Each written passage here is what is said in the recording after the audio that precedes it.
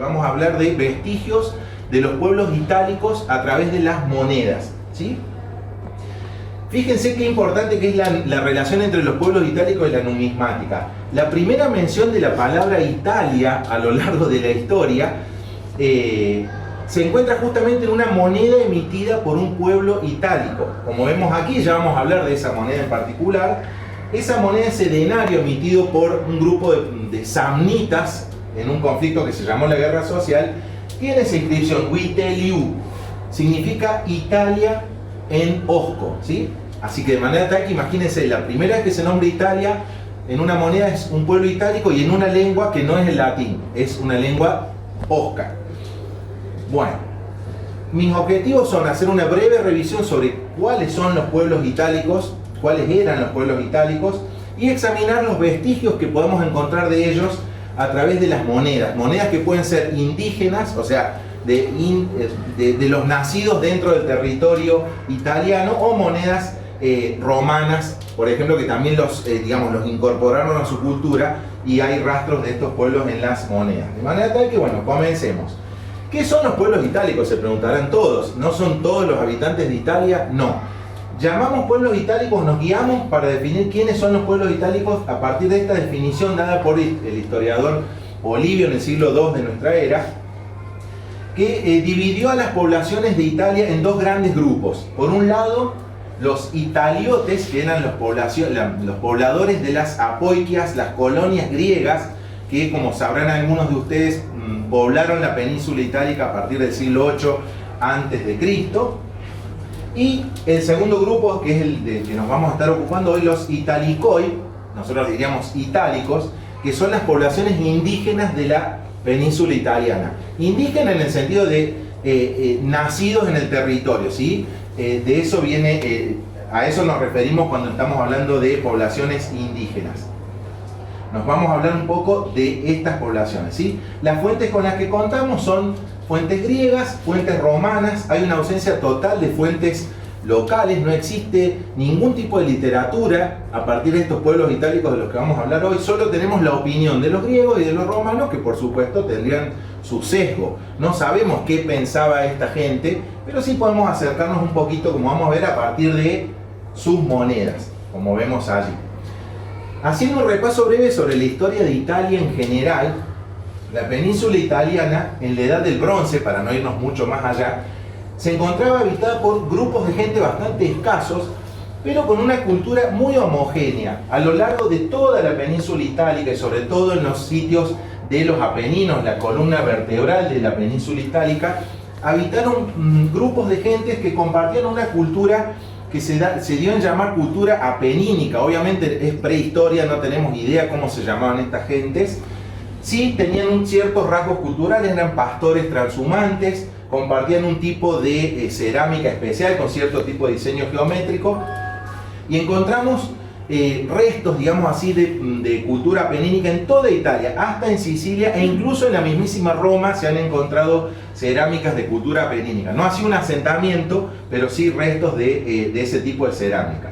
Con la llegada de la Edad del Hierro, o sea, el ingreso del hierro a Italia a principios del primer milenio antes de nuestra era, se produce un cambio muy marcado, sobre el cual no se sabe mucho, pero hay una gran diversidad cultural naciente. Se expanden los asentamientos, hay una mayor cantidad de asentamientos, más población, una mayor diversidad, más cantidad de poblaciones separadas y entre ellas completamente distintas en cuanto a su cultura. Gran diversidad cultural que se inicia, como ven allí, más o menos desde el 1000 al 900 antes de nuestra era, y que se manifiesta con una enorme cantidad de lenguas habladas en la península itálica de aquella época. Se habla de que existían 40 o más lenguas, de las cuales existe algún tipo de rastro estudiado por los lingüistas, los filólogos de la lengua, ¿sí? Esas lenguas se dividen principalmente en lenguas indoeuropeas, entre las cuales la más importante, sin duda, y que estamos hablando prácticamente aún hoy, el falisco y otras lenguas, el latín, perdón, el falisco y otras lenguas osco-umbras.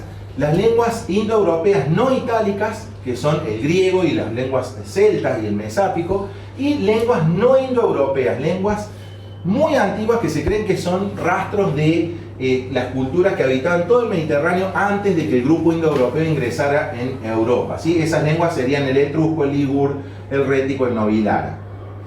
Una vez hecha esta introducción, hablemos ya de las monedas, ¿sí? ¿Qué tipo de monedas son emitidas por estos llamados pueblos itálicos?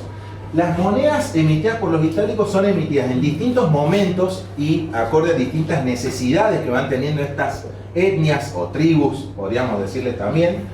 Tienen distintos estándares de emisión, no obedecen a un estándar uniforme, sino que algunas obedecen a un estándar griego, otras se adaptan al estándar romano, otros tienen un estándar de emisión propia y emiten en distintos materiales. Fíjense que llegan a emitir incluso hasta en oro, o sea, es una, digamos, una colección numismática sumamente importante e interesante. ¿Por qué emiten moneda los itálicos? Básicamente estas tribus que podrían considerarse en cierta forma incivilizadas desde el punto de vista de los griegos o de los romanos, emiten moneda cuando empiezan a contactar con aquellas colonias griegas que se instalan en la península itálica, sobre todo en la costa sur de Italia, alrededor del siglo VIII antes de la era común en adelante, y tiene más que ver aún con la expansión político-militar de Roma. Roma como ciudad-estado mínima que empieza a expandirse y absorber a todas las culturas que la rodean, va llevando a cabo distintas campañas militares de gran envergadura, como las guerras samnitas, la guerra pírrica y más aún las guerras púnicas, que ponen en contacto a Roma progresivamente con todas estas etnias incivilizadas, vuelvo a decirles casi entre comillas, y casi que obligan a que ellas empiezan a emitir moneda para poder intercambiar cultura, temas militares, políticos, etcétera, con Roma. Bueno, vamos a seguir justamente, vamos a hacer como un esquemita de cómo vamos a dividir esta charla. En primer lugar vamos a ver los primeros pueblos que tomaron contacto con Roma a través de sus conquistas militares, vamos a analizar sus emisiones y luego los pueblos que fueron contactando más adelante. En primer lugar, Roma en la época ya de los reyes, ustedes saben que Roma primero fue una monarquía gobernada por los 7 reyes de Roma típicos, empieza a conquistar pueblos de sus alrededores, principalmente los sabinos, los etruscos, los volscos. Luego empiezan a conquistar tribus un poquito o etnias más alejadas, como en las zonas de Campania, de Piceno, etc. Y luego de las guerras samnitas, donde contactan justamente con estas gentes samnitas del centro montañoso de Italia, empiezan un proceso expansivo que los lleva a extender sus fronteras hacia el norte y hacia el sur, ocupando toda la península itálica. Lo que va a terminar finalmente en la Segunda Guerra Púnica, tema del cual no vamos a tocar en esta charla. Para comenzar, estudiemos los primeros vestigios que podemos encontrar en las monedas de aquella primera etapa, la etapa de la monarquía romana, ¿sí? Antes del 509 a.C. hasta ese siglo V a.C., ¿sí? Comencemos diciendo lo siguiente: no hay historia de Roma interesante que no empiece por la historia fundacional de Roma, ¿sí? Todos conocemos la historia de la loba, de Rómulo, de Remo, ¿sí? Lo que muchos no conocen es que esa leyenda en la que Rómulo funda Roma, en contraposición en el inicio, después de una lucha con Remo, tiene en esa leyenda encontramos ya rasgos de vestigios justamente de los etruscos. Como sabrán, para decidir cuál de los dos gemelos iba a fundar Roma, cada uno se va a un monte del área que futuramente sería la ciudad de Roma, y se empiezan digamos, el que viera más pájaros aparecer en el horizonte es el que iba a fundar Roma. Ese sistema de adivinación o de decidir cuestiones en base al vuelo de los pájaros, de dónde venían, cuántos eran, de qué dirección, hacia dónde se dirigían, etc., les viene a los romanos de los etruscos. Y en esta moneda podemos ver una escena fundacional. Roma observando a la loba con los gemelos, casi esperando a Roma ser fundada, y pájaros a su alrededor, en una alusión a ese augurio de adivinar a través del vuelo de los pájaros. Una vez que se decide que Rómulo es quien va a fundar Roma, Rómulo traza en el sitio de la futura Roma alrededor, con una yunta de bueyes, traza un surco que delimita dónde va a estar la muralla sagrada de la ciudad eterna, ¿sí? Ese proceso de delimitar los límites de una ciudad utilizando una yunta de bueyes, llevado por él mismo, es, según nos dice Tito Livio, funda Roma por Etrusco Ritu, o sea, según el rito etrusco de fundación de las ciudades. De manera tal que en estos dos denarios republicanos encontramos dos vestigios etruscos en moneda romana, ¿sí? Pero Roma de la época no era esto, no es lo que todos imaginamos cuando pensamos en Roma antigua. Roma de la época, siglo VIII, antes de la era común, era más parecido a esto, una serie de cabañas de barro con techos de paja, algunos animales sueltos andando por allí. Es la Roma primordial, la Roma primigenia. Roma de esa época tenía un gran problema, estaba habitada, y no vamos a ahondar mucho más en la leyenda, solo por hombres, sino que digamos por la leyenda Roma acogía a ladrones, esclavos que habían huido de sus amos, gente digamos relegada por la sociedad, no había mujeres.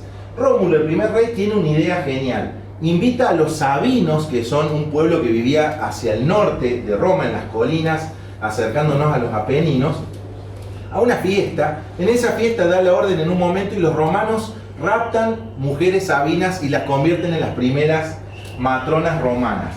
Justamente aquí encontramos obras de arte sobre el tema, el rapto de las sabinas, hecho clave de la historia romana, bastante vergonzosa para los historiadores tardo republicanos. Y en este denario republicano, donde vemos justamente el rapto de las sabinas retratado, encontramos un vestigio de los sabinos. Los sabinos eran un pueblo que habitaba lo que los romanos conocían como Sabinum, ¿sí? Sabinum al norte de Roma, digamos, abarcaba parte del Lacio, Umbria, tenía capital en Cures. Los sabinos eran parlantes de una lengua osca, una de esas lenguas indoeuropeas que se relacionaba en cierta forma al latín, pero que era de otra clase. No hay gran cantidad de inscripciones en idioma sabino, fíjense que no hay más de 11 inscripciones en esta lengua.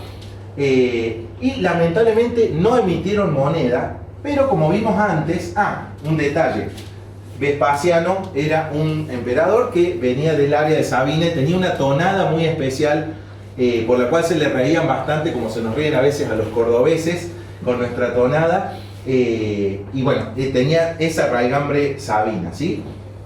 Vestigios sabinos, como les dije, el rapto de las sabinas en un denario republicano, la cabeza de Tito Tasio, un rey que gobernó Roma junto con Rómulo a partir de ese rapto de las sabinas, y el segundo rey de Roma, digamos tercero si lo ponemos en este orden, el rey Numa Pompilio, también era de origen sabino, de manera tal que en esos tres denarios tenemos ya vestigios del pueblo sabino en denarios romanos republicanos.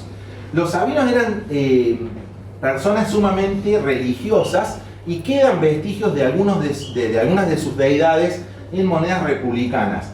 Los dioses Quirino, que le dan nombre luego al monte Quirinal, nada menos que la diosa Diana, Feronia y Vacuna, mucho menos conocidas, son deidades de origen sabino que podemos apreciar y contemplar en nuestras manos con una monedita de estas. La identidad es justamente el hecho de ser tan religioso, les valió a los sabinos una gran fama entre los romanos. Había muchas gens romanas que decían descender de los sabinos, incluso entre los políticos se utilizaba mucho al fin de la República agregarse el cognomen Sabinus como para quedar que descendían de los antiguos sabinos. Los sabinos dieron origen a otros pueblos itálicos que decían ser descendientes de ellos, principalmente los samnitas, de los cuales van a derivar luego los lucanos y los brucios, y los picenos, a través de una ceremonia que se llamaba Ver Sacrum o Primavera Sacra. Un grupo de jóvenes que habían nacido en un determinado año, cuando había una época de crisis para estos pueblos oscoparlantes, debían salir de la ciudad y repoblar otras zonas, pero no iban al azar a donde querían, iban guiados por un animal totémico, un lobo, un caballo, un pájaro, lo que fuera. Iban siguiendo en teoría ese animal, y donde ese animal se frenaba, lo sacrificaban al animal y fundaban una nueva etnia, una nueva ciudad. Así nacen los Hirpinos, que son aquellos que derivaron de, digamos, siguiendo al lobo como animal totémico. Los Picenos, de los cuales vamos a hablar, que siguieron al pájaro carpintero, al Picus. Los Equos, que derivan del animal totémico del caballo. Todavía en la época de los monarcas romanos, hablamos de los reyes de Roma, vemos una moneda con Rómulo divinizado como Quirino, tenemos monedas que ya mostramos de Numa Pompilio de origen sabino, Anco Marcio y Tulio Hostilio, ¿sí? Estos eran reyes de origen latino, si se quiere. Los tres últimos reyes de Roma, que generaron justamente su propio derrocamiento, son los reyes Tarquino Prisco, Servio Tulio y Tarquino el Soberbio, digamos, el último rey de Roma, Tarquino el Soberbio. Estos tres reyes eran de raigambre etrusca. Roma fue etrusca por más de un siglo, si vemos allí, de manera tal que tenemos que analizar qué vestigios etruscos quedaron en las monedas. Si pensamos en Roma hoy, se nos ocurre sin duda, más allá de la arquitectura, se nos ocurren los templos, las luchas gladiatoriales, grandes triunfos, celebrando victorias. Todo esto le viene a Roma de la antigua Etruria. Este es un tema en el que no me voy a detener mucho tiempo por lo siguiente, ya les voy a comentar. Los etruscos eran un pueblo de la Italia central que florecieron entre los siglos 8 al 3 antes de la era común, en que fueron destruidos por Roma. Se llamaban a sí mismos Racena o Rasna y habitaban, como les dije, en esta zona que hoy es la Toscana, con ciudades bellísimas y valles inolvidables. Luego se expandieron a un área mucho más amplia. Se dice que en algún momento llegaron a dominar prácticamente toda Italia, el Valle del Po y Campania. No eran una unidad política ni militar y sí emitieron moneda, ¿sí?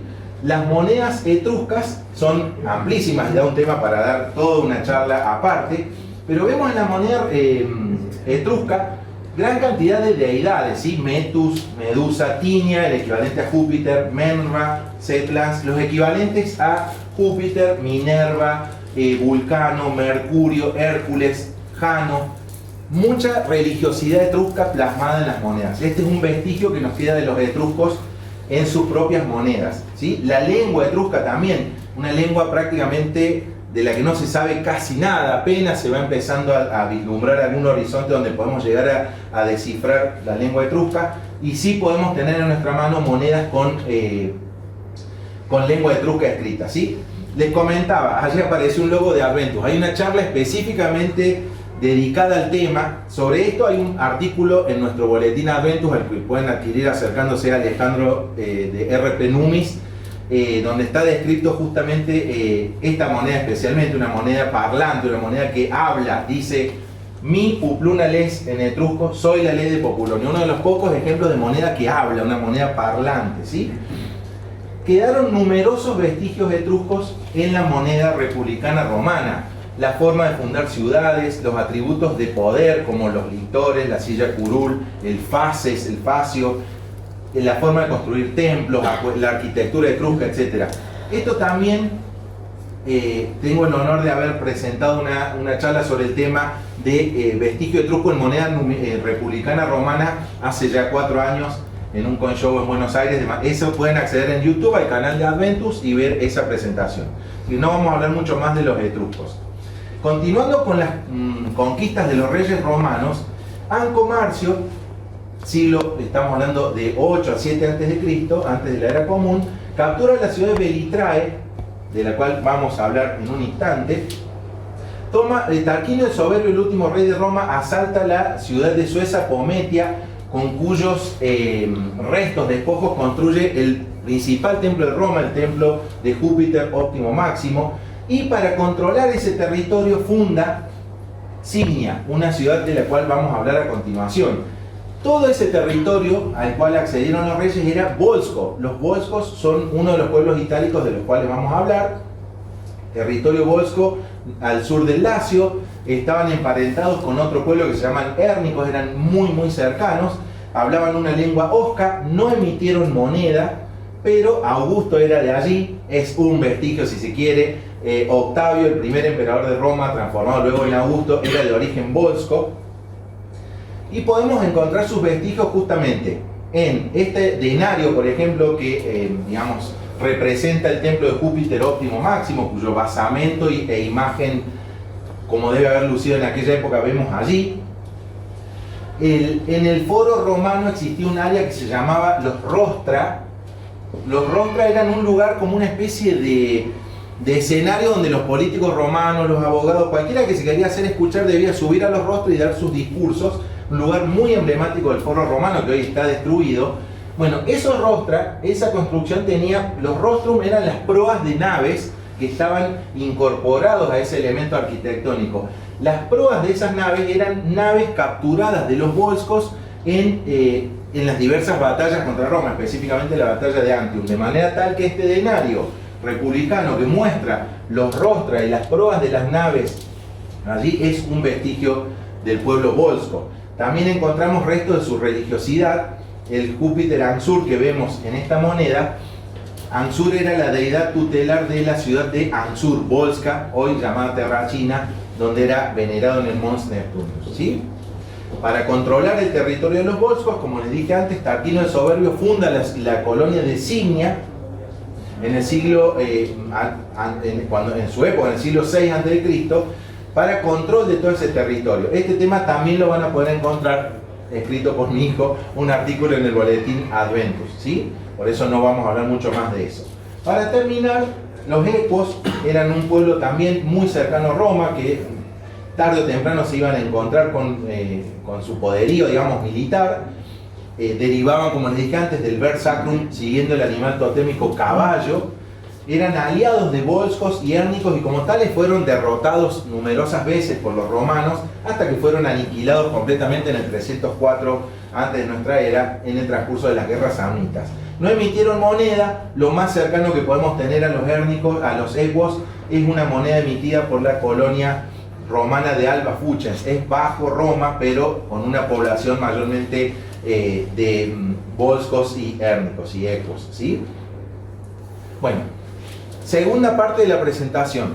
¿Alguna pregunta por ahora? Bueno. En ese proceso expansivo dijimos que primero Roma abarcó las áreas circundantes y luego comienza a extender su dominio a áreas más y más alejadas. En primer lugar, Roma se tiene que enfrentar sí o sí con el otro gran poder de la península itálica, los samnitas. Aquí vemos al guerrero samnita representado en una tumba en la zona de Campania que sería invadida por ellos.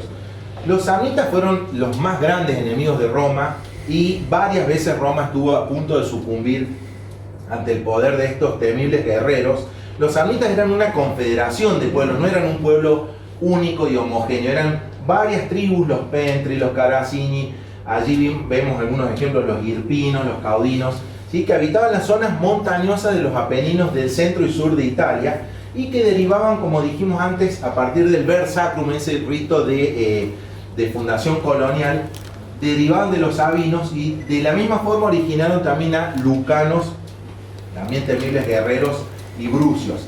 Esta etnia, fuertemente asociada a lo militar, no perdió oportunidad de enfrentarse a Roma y, como ven ahí, enfrentamientos sumamente crueles, cruentos y terribles que verdaderamente amenazaron la subsistencia de la ciudad eterna. Las guerras samnitas, las guerras pírricas, Segunda Guerra Púnica, guerra social, todos grandes enfrentamientos donde los samnitas terminaron perdiendo contra Roma, ¿sí? Pero hay vestigios de este pueblo en monedas. Los samnitas, como les dije, eran una confederación que para la época de entrar en contacto con Roma comenzaban a organizarse societariamente, políticamente, comenzaban a adoptar la literatura, es decir, tenían su propio idioma, una lengua osca, pero empezaban a escribir.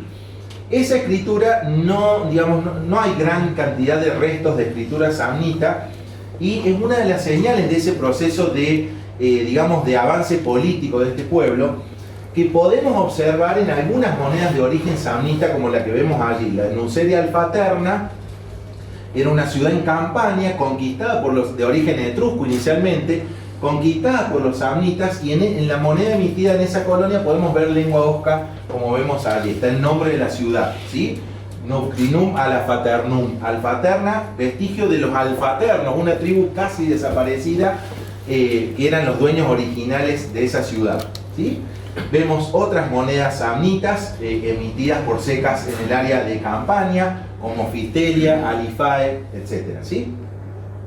También emitieron moneda bajo Roma, las ciudades como vemos allí, Esernia, Beneventum, Acuduniat, pero ya, como ven allí escrito, lengua en el primer ejemplo en latín. Lamentablemente el idioma osco de los samnitas se pierde, pero reaparece en un enfrentamiento muy cruento que tuvieron con Roma llamado la Guerra Social, Roma contra todos sus aliados que reclamaban ciudadanía romana. Roma no se los quería dar y ocurrió esta guerra, que no, por eso se llama guerra social, es Roma versus los Socii, los socios de Roma, ¿sí?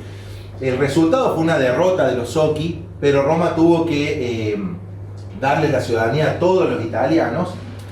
Y estos pueblos que se enfrentaron con Roma en esa época, como les decía antes, no tenemos documentación, no hay libros, no hay literatura de ninguna clase, pero sí tenemos monedas. Por suerte hay numerosas monedas de la Confederación Samnitas contra Roma, que muestran un vestigio de este pueblo, y de esto tampoco vamos a hablar gran cantidad porque tenemos una charla específicamente dedicada en el canal de YouTube de Adventus a la cual pueden acceder, ¿sí?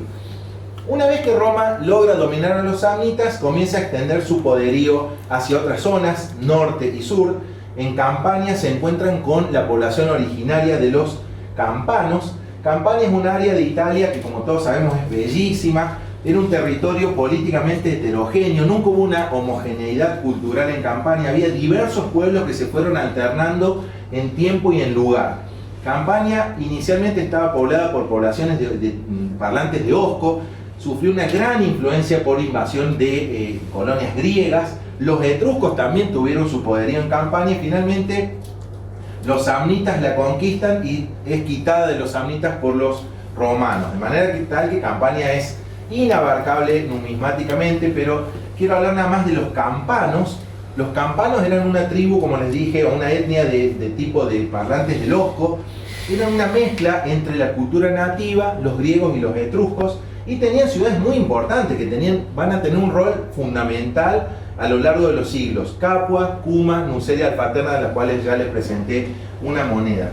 Los campanos sí llegan a emitir moneda, pero con diferente idioma en cada una de ellas, ¿sí? En general usaban el griego, como vemos allí, una moneda de los campanos emitida en la ceca de Nápoles, de Neápolis, griega. Dice allí campano, es el único vestigio real que nos queda de esta tribu.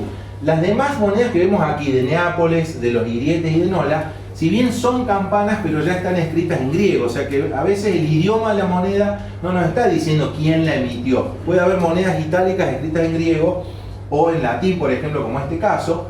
Diversas ciudades de Campania emitieron monedas con una misma tipología como la que vemos allí, que también da para analizar muchísimo, pero no nos vamos a detener gran cantidad de tiempo en este tema. Siguiendo con ese proceso de conquista, la tribu de los auruncos y sidicinos, muy cercanos a Campania, se vieron expuestos a la expansión de Roma porque estaban justamente entre el Lacio y Campania. Era inevitable pasar por aquí para los romanos en su proceso de conquista. De los auruncos y sidicinos no queda vestigio, no emitieron moneda propia, pero sí sus capitales emitieron monedas ya bajo Roma. Suez Aurunca, la capital de los auruncos, Teanum Sidicinum, la capital de los sidiquinos, y Cales, que fue también colonia en ese territorio, ¿sí? Ya pueblos mucho más importantes, los umbros, los que le dan el nombre a la actual Umbría, bellísimo territorio cercano a la Toscana. Los umbros eran una de los grupos tribales más antiguos de Italia, según los historiadores romanos. Ya Plinio decía que eran la gens antiquísima Italia, la más antigua de las razas itálicas, digamos así, en una estrecha relación con los etruscos, los picenos, los sabinos, con ciudades muy importantes como Igubium, hoy Gubbio, Tuder, hoy se llama Todi, y por suerte sí lograron emitir moneda. Esa moneda de los pueblos umbros acarrea, digamos, vienen con idioma umbro. El idioma umbro es un idioma particular, no era un idioma como el resto de los idiomas oscos, un idioma propio. El máximo exponente del mismo se encuentra en las tablas eugubinas o igubinas, unas tablas de bronce, 7 tablas de bronce profusamente inscritas con fórmulas de tipo sacerdotal. Nosotros, sin llegar a tener que visitar la ciudad de Gubbio, podemos tener en nuestra mano una moneda con lengua umbra en la misma, ¿sí? Las dos secas que emitieron eran Tuder e Igubium, ¿sí? En ese proceso expansivo, los romanos se encuentran también con una etnia llamada los picenos. Hoy por hoy hay una región histórica de Italia que se llama justamente Piceno. Los picenos, como dijimos, derivan de los sabinos por el proceso de ver sacrum siguiendo el pájaro carpintero, el picus. Eran parlantes de lengua osca y se encuentran sí o sí con Roma porque Roma, durante las guerras samnitas, necesitaba acceso al mar Adriático y no podía pasar por el centro donde estaban los samnitas, tenía que pasar por áreas adyacentes. Una de ellas era justamente Piceno, que les daba acceso a ese mar, ¿sí? Los picenos lamentablemente solamente emitieron moneda bajo Roma. Esa estatua que ven allí es el guerrero de Numana, la más grande obra, digamos, artística de los picenos. No queda nada, como verán, una estatua representante. Monedas espectaculares, escritas lamentablemente en latín, si bien ellos tenían su propio idioma. Atria firmum Ariminum, ¿sí? Ariminum era una ciudad bien al norte de Piceno que había sido quitada a unas poblaciones galas que habitaban allí esa zona. Por eso en sus monedas hay guerrero galo, como podemos ver allí. Nos acercamos al final. Los lucanos eran una bravísima raza de guerreros derivados de los samnitas, a partir del ver sacrum, siguiendo el animal totémico del lobo. Se ve que la palabra lucano tenía algo que ver con la palabra lobo en estas lenguas antiquísimas. Hablaban una lengua osca, eran una confederación de poblaciones diferentes que también, al igual que los samnitas, fueron fuertes enemigos de Roma, ¿sí? De hecho fueron aliados fortísimos de Roma en la Segunda Guerra Púnica. Sí emitieron moneda, como vemos allí, moneda con la mismísima leyenda Loucanon de los lucanos, ¿sí? Y increíblemente en esta moneda podemos ver una cabeza de lobo, el animal totémico. Por eso les nombré tanto el ver sacrum, porque en algunas podemos ver ese vestigio en la moneda, ¿sí? Emiten moneda bajo Roma. Y por último llegamos, para no extendernos demasiado, a los brucios. Los brucios fueron también uno de los enemigos más aguerridos de Roma. Los brucios habitaban lo que conocemos hoy como la punta del pie de Italia, digamos así. Derivaban de los lucanos. Al parecer habían sido pueblos esclavos o de una clase social muy baja, dominados por los lucanos, hasta que logran escapar, establecerse en este área, quitándole territorio a las colonias griegas y tribus previas que habitaban allí, y forman una liga, ¿sí? Una liga que se llamaba Liga Brucia, con capital en la ciudad de Peteria. En la literatura se los describe, como vemos allí, como pastores, esclavos, ásperos, traicioneros, exentos de cultura. Era una etnia no muy valorada por los escritores romanos y griegos, de manera tal que se cree que el mismo término bretioi, que era el nombre que se autodaban, significa al parecer en lucano esclavos fugitivos. Eso no les impidió convertirse en menos de un siglo, como dicen los escritores latinos, en una población, los fortissimi, opulentissimi bretioi, fuertes y opulentos, conquistando territorio de diversas ciudades de estado griegas que había en la zona, motivando diversas guerras con Roma. No vamos a adentrar en detalle. Roma los derrota finalmente y quedan relegados a su primitivo estado servil, y se los utiliza, según dicen los escritores, simplemente, por ejemplo, para llevar cartas, encadenar esclavos, dar latigazos, tareas sumamente, digamos, de bajo nivel. A eso quedan reducidos los brucios, ¿sí? Y vestigios quedaron en numerosas monedas que hablan de la existencia de esa Liga Brucia. La Liga Brucia tenía como símbolo el cangrejo, lo podemos ver en este broncecito, en este didragma con un cangrejo allí. Diversas monedas emitidas por la Liga Brucia, y fíjense la calidad de monedas que llegaron a acuñar estos esclavos fugitivos, ¿sí? Qué arte, ¿no? Sin duda influenciado por las colonias griegas que la rodeaban. En la Segunda Guerra Púnica, los brucios hacen su última, digamos, intento de ganarle a Roma, se alían con Aníbal, son el último bastión de Aníbal en la Segunda Guerra Púnica. Por supuesto son derrotados, pero en estas monedas podemos ver algún vestigio de su religiosidad. Adoraban a Hércules y adoraban a una diosa que figura en esa moneda, Pandina, de la cual no hay mayor información, al parecer una diosa de la agricultura. Bueno, con eso termina la historia de los brucios, ¿sí? Sin duda quedan por repasar poblaciones muy importantes como los mesápicos, que habitaban el talón de Italia, los galos de la Galia Cisalpina, bien al norte de Italia, los venéticos, sin número de tribus o etnias que no da el tiempo para, y pido disculpas si me he extendido con el mismo. Como conclusión, el Estado romano termina siendo formado por una unión entre los pueblos itálicos, Ita, ven allí, Ro y Roma, dándose la mano en ese increíble denario republicano. Roma romanizando al resto de la población itálica, que termina siendo romanizada. Pero sin duda que hay un intercambio cultural entre ambos. Si bien, como todos sabemos, las culturas de las que hemos hablado, creo que la mayor parte de nosotros casi ni las conoce o no las conocía hasta hoy. Esas culturas fueron olvidadas por siglos, pero nosotros por suerte como numismáticos podemos acceder a conocer a estas gentes, tener en nuestra mano una pieza de su historia y no olvidarnos nunca de ellas. Muchísimas gracias por su atención.